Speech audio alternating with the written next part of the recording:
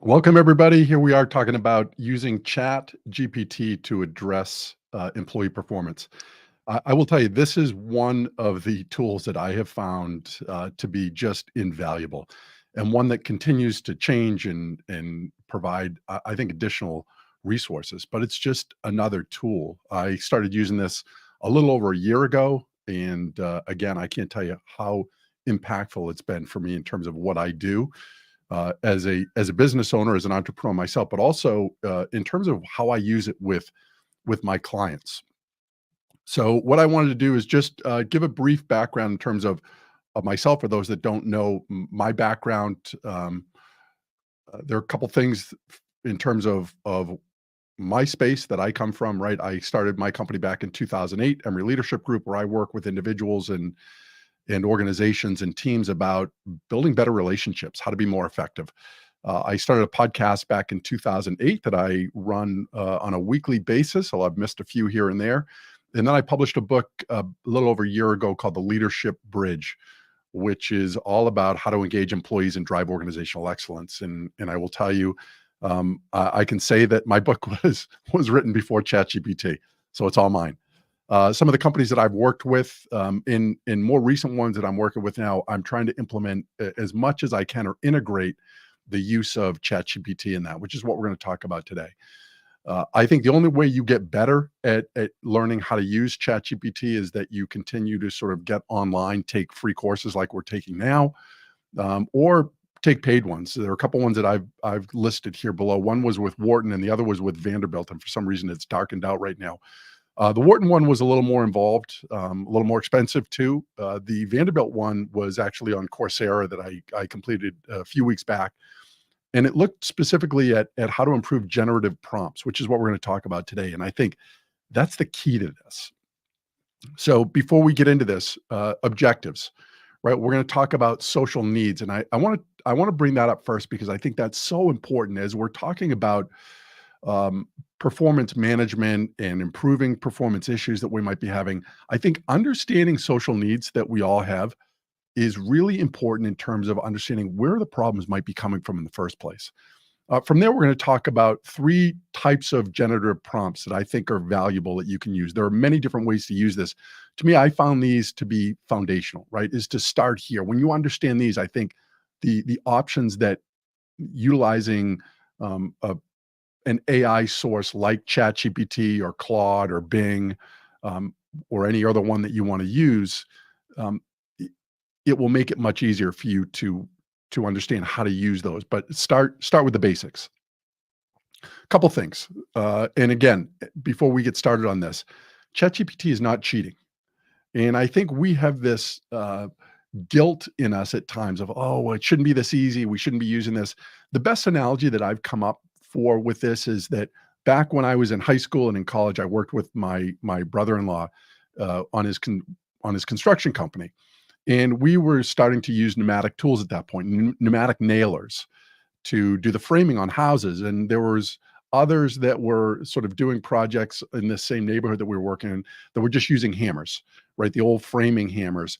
And somehow using pneumatic tools was cheating at that point, right? Somehow you were cutting corners when you would be hard pressed to go to a construction site now and find people not using pneumatic nailers.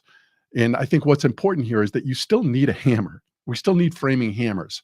And I won't go into all the reasons why we still use these, but just because you have a pneumatic gun, you still need a hammer for a lot of different aspects.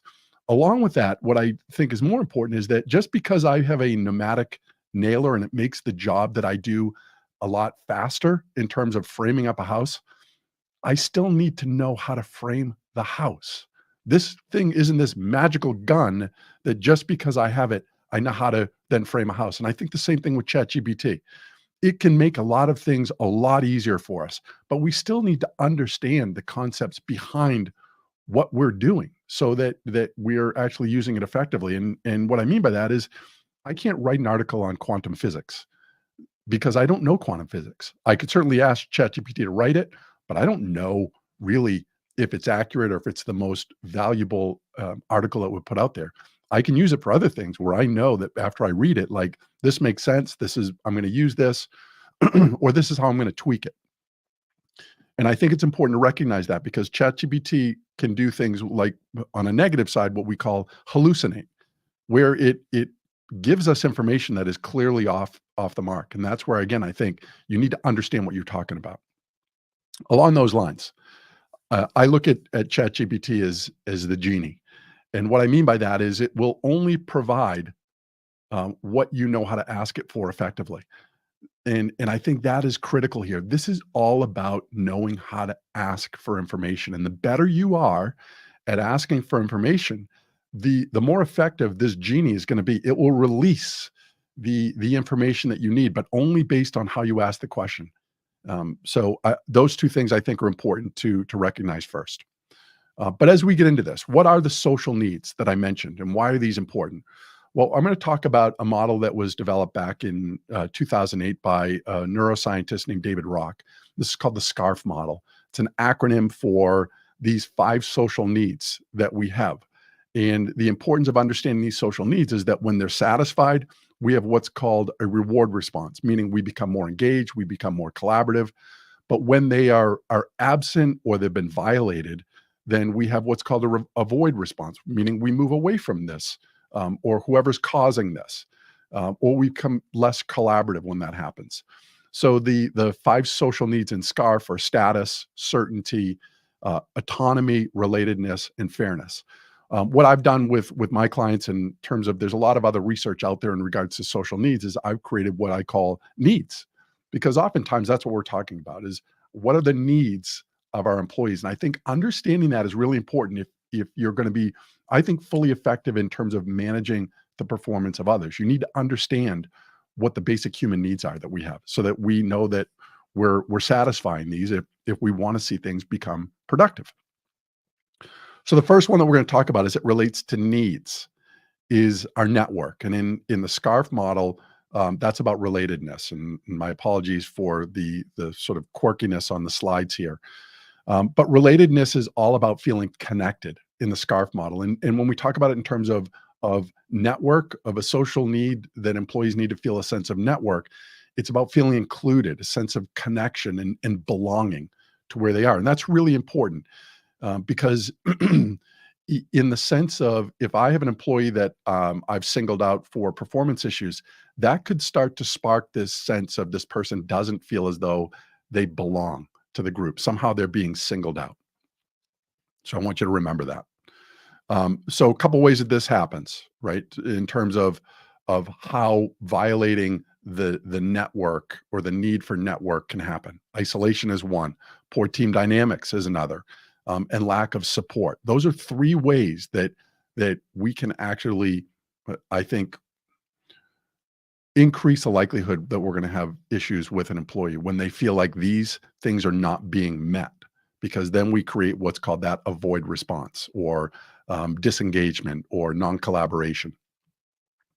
So the next one that we talk about is empowerment in this needs model. And as it relates to SCARF, it's called autonomy.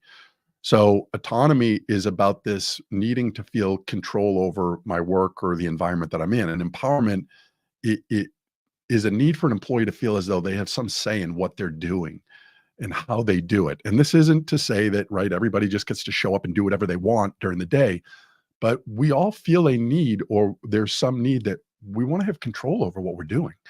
And if people feel as though, as we'll see here, some of the ways that this might show up, if I feel like being micromanaged, I have limited decision making, or maybe the rules, the procedures really stifle what I'm doing, then again, there's a potential here that we're going to run into disengagement or employee issues that start to happen. So empowerment is really important here for employees. The next one is around equity. And this is a sense of fairness as it relates to SCARF, right? Transparency, fair exchange.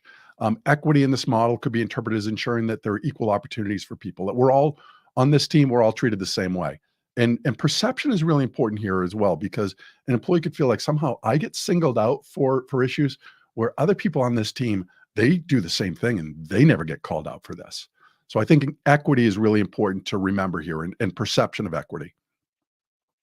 So how does it show up, right? Perceived biases, inequitable rewards, right? Somebody gets more praise than I do, or they get singled out for what they're doing. There's a lack of transparency, Decisions seem to be arbitrary in how they're made, or at least by my perspective, which then makes me feel as though things aren't fair. We're not all treated the same way here. So it's an important one for us to recognize. The next one is around dignity in the needs model, and as it relates to SCARF, it's about status, right? So status is about our feeling of importance. So if we think about this from the standpoint of dignity, then it's around feeling valued, respected for what I'm doing, and how important that is. And I think as leaders, we play a heavy role in this of creating this sense of dignity or status within our teams and those people that work with us. So some ways that this can be violated, right? We don't recognize people for what they're doing. This can impact their level of worth or how they feel respected, valued, appreciated. Disrespectful behavior, right? How I speak to somebody or how I ignore them could create this. Role diminishment. Maybe somebody on my team, I've taken some of their responsibilities away from them and given them to somebody else. That can create this sense of a lack of dignity or respect or feeling valued. So important one for us to recognize. The last one is around stability. And this is from the standpoint of SCARF is about certainty, that we want to have some sense of clarity, understanding that the rules, that there's consistency here with how people are treated. So job insecurity, right? Not having a feeling of knowing what I'm doing. Frequent changes can create this lack of stability, lack of clear direction. Those are three areas that really can create disengagement or a lack of collaboration or problems when people don't feel as though they understand what are the rules of the road here, or that there's arbitrary sort of behaviors, even though we set their clear expectations, we're not following through on those. So again, I think I just wanted to set the groundwork. I think this model of needs or SCARF is really important. And think about this from the standpoint of onboarding people, because each one of those things becomes really important. And I think in this environment that we're in right now, if we want to talk about how do we prevent poor behaviors from starting, I think it starts with onboarding. And when we onboard correctly, when we think about that, the needs of employees, right? Creating an environment where people feel as though they're connected right out of the gate. They feel like they're belonging. They feel like they're empowered. Yeah, asking people right out of the gate, how how they want to work, what things are important to them, right? When we create equity right from the get-go, setting clear expectations and rules, and we follow them. um, Status, creating a level of status early on for individuals, recognizing them for what they're doing, and then creating, again, stability, making it very clear in terms of what the rules are, or what the expectations are, or how the onboarding process is going to go for them. All of those things become really important as it relates to onboarding people, and I think setting the stage for reducing the chance that we're going to run into problems. All right, so foundation is set. Now let's talk about some of the ways that we can use ChatGPT. And again, all I've done is I've broken this thing down into three different areas. We're talking about general prompts. We're going to talk about what are called persona prompts, and then the last thing we'll talk about are what I call interview prompts. So the first one, general prompts. How can we use ChatGPT? This is one way that just starting out, we can use it. I could say, as a leader, what is important for me to consider when addressing an employee whose performance has slipped? This is for somebody that says, look, I'm having a problem right now. I don't even know where to start. What's a way that I could start to use chat?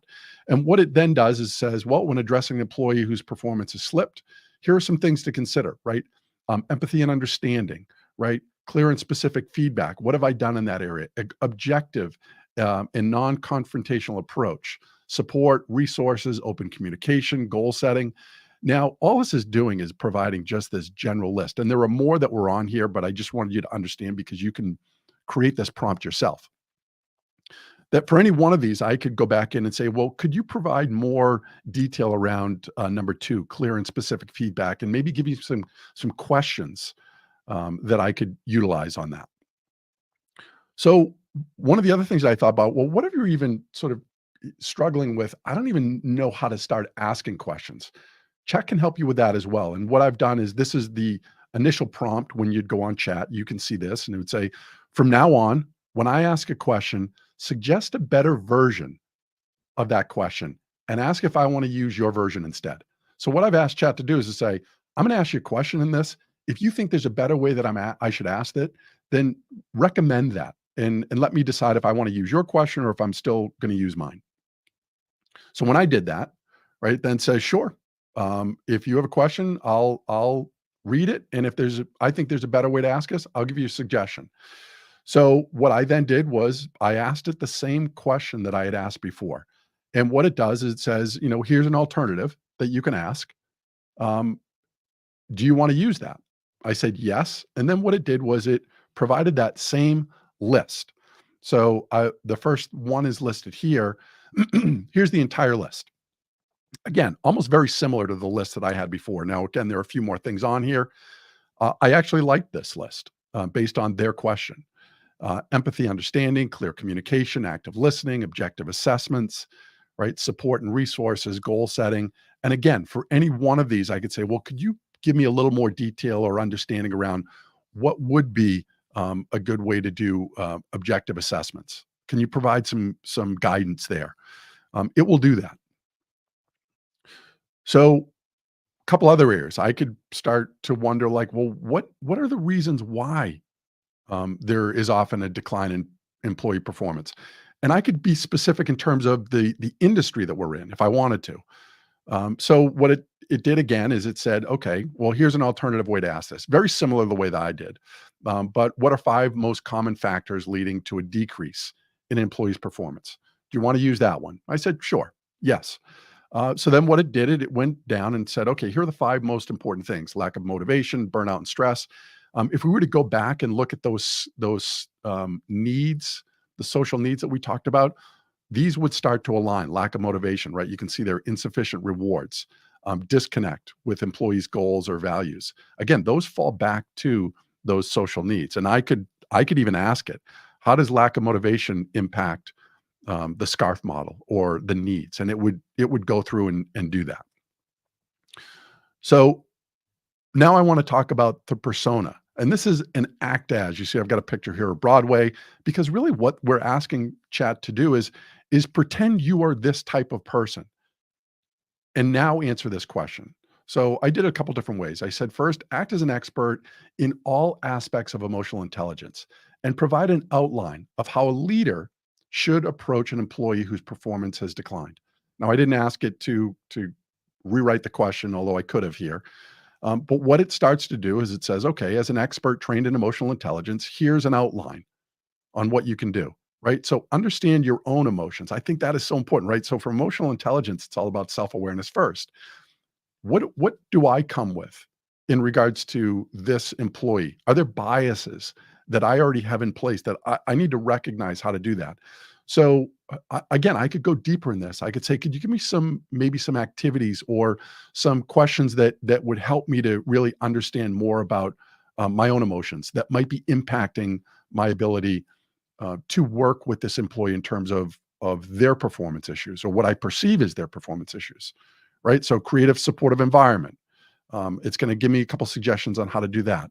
Um, Emotionally intelligent communication. How am I going to do that? Start with positivity, express empathy, use active listening, be clear and specific. Now, again, for any one of these, I could then say, could you go into a little more depth on that? Could you provide examples for me? Could you provide questions for me on how to do that? It will then go sort of down that direction or branch off in that direction how I want to do that. I will say that when we ask questions, you want to make them simple. Don't ask multiple questions in the same prompt. Break it out into pieces, and the likelihood that you'll get better information is certainly going to be greater when we do that. So again, another one that I did was act as an expert trained in motivational interviewing and provide a detailed outline I can use to address an employee declining performance. And what it has done again is it's taken this model of motivational interviewing, which is one that I continue to promote with my clients. I think it's one of the best models out there in terms of a collaborative coaching model to help employees improve their performance. Because what it does is it creates an environment where they themselves talk about why they want to make the change, as opposed to me just saying this is what you're going to do, this is how you're going to do it. It's a much more effective way in terms of getting them to buy in to making the change. So that's one that we would use. So again, what this has done is if you're somewhat familiar with motivational interviewing, this provides an outline. It says, okay, well, here's what you're going to do. You're going to set the stage, right? You're going to create a collaborative environment first. You're going to express empathy on this. Then you're going to engage and you're going to build rapport. And this is how you're going to do it. You're going to start with open-ended questions, right? So can you tell me about your current projects and how you're finding them? Right. So it's just giving me suggestions. Now I could say, can you provide three more types of questions? You're going to focus on the issues, right? Identify the core issues. You're going to set an agenda. Really important here. We're going to set an agenda. We're going to elicit their perspective, right? We're going to what we call explore ambivalence. And again, there are more pieces to this, but I just wanted to give you a snapshot of what chat is providing for this based on my request of it acting as an expert. So I've given you two examples there, right? Act as an expert that is fully versed in emotional intelligence, and now act as an expert who's trained in motivational interviewing. We could do that for anything. What I wouldn't wanted to do is talk about, well, what about the interview prompt? What if you say like, geez, motivational interviewing seems really challenging at this point. I'm just starting to learn it. Well, then we could use an interview prompt. And I'll show you what that is. This is a prompt that I gave it. So it pulls in the persona prompt as well. It says act as in motivational interviewing, an expert in this area of motivational interviewing who is helping provide a specific outline of how to address a performance issue that I'm having with one of my employees, right? So I've said, ChatGPT, act as somebody that is trained in motivational interviewing, and you're providing me guidance with this person. You're almost acting as a mentor, right? And what I've said is, ask me three questions. Now, I just put three because I wanted to limit the amount of engagement I would have. But I could say, ask me as many questions as you need to be able to gain enough information to be able to create an outline for this, or ask me no more than 10 questions. But I just did it as three, right? So three questions that will help me understand the problem I'm having. After I have answered three questions, then provide an outline specific to my employee. And what I've also asked it to do is ask me one question at a time. And the reason I do that is because if you didn't do that, what it might do is it might just list three questions. These are the three that you're going to want to answer. But I want this to be an interview with this person. I could even ask it to role play with me if I wanted. I could say, can you act as the employee? And I want to have the conversation now. This is the scenario. Can we go back and forth on this? And it will do that. Right. So here it is. Right. So certainly to better understand the performance issue you're experiencing with your employee, let's begin with the first question. Can you describe the specific performance issue that you're dealing with? So I just simply answered, yes, this employee has been missing project deadlines over the last 2 months. Thank you for sharing that. The next question will help clarify the situation. Have there been any changes in the employee's work environment, responsibilities, personal circumstances in the last 2 months that's impacting their performance? This provides an opportunity for me to reflect back on, geez, you know what? I didn't think about this, but maybe there are some things that are going on because that's going to impact how I go in and use motivational interviewing. So in this case, I simply said, none that I'm aware of. So if we move on, what it then said was, okay, understood. Let's proceed with the third question. How has this employee's performance been historically? Okay. They've generally been a good employee and met their deadlines consistently. So what I've done here is sort of just given it very general information. Again, you can be as specific as you want on this. And the more you are, the better it's going to be. Okay, thank you for that information. Based on your responses, here is a specific outline to address the performance issue that you're having, right? So establish a supportive environment, engage and build rapport with this person, express empathy, identify discrepancies, explore ambivalence. And then again, there were more pieces to this that are not on here. But what I then did was I said, okay, well, number 6 was one that was important to me. And this was around developing discrepancy, which is a tool that's used in motivational interviewing. So I asked it, I said, can you provide more detail on number 6, as well as specific questions I might ask? So now I'm really saying, okay, I'm getting a better understanding of how to use this, but can you help me out even more? So sure, I'll do that. More detail on step 6, right? Objective reflection. Start by objectively stating the facts, right? In the past 2 months, right? Blah, blah, blah. Impact analysis. What's the impact of that been? What's been the personal relevance of that? What's the future projection? Where is this going to go if it doesn't change with this employee?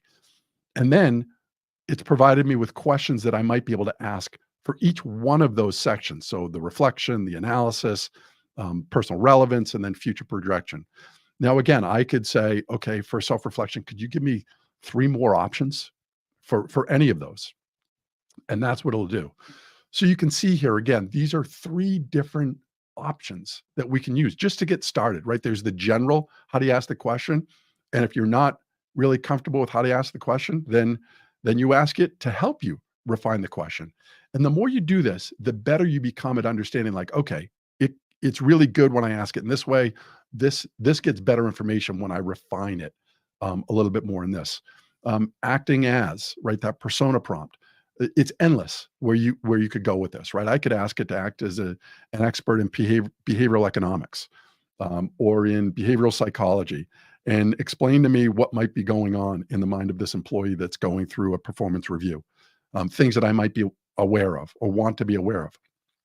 It's endless how you can use this, and I think that's the value here is that you decide, and the better you are at creating the questions, you can go in any direction you want. And then the last one to me is this interviewing piece or even role playing where you could practice with this.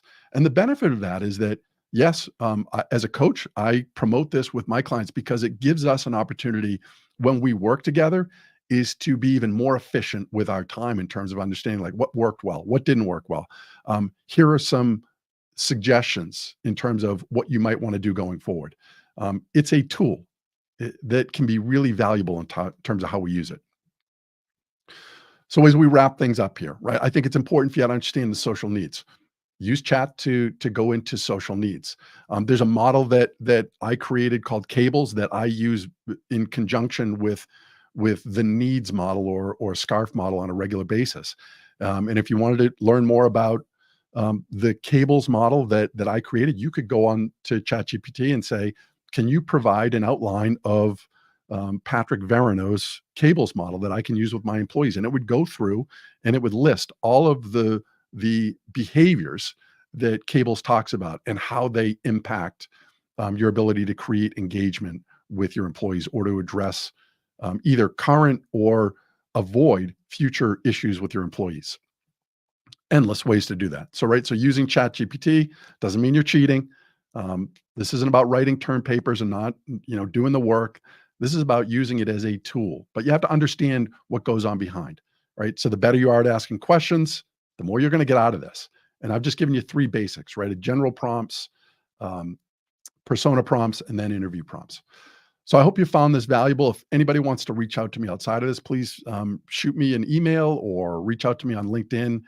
I'm happy to have any further conversations in terms of helping you understand how you can use this yourself. Again, I think it's a great tool and it has great application in a lot of different areas.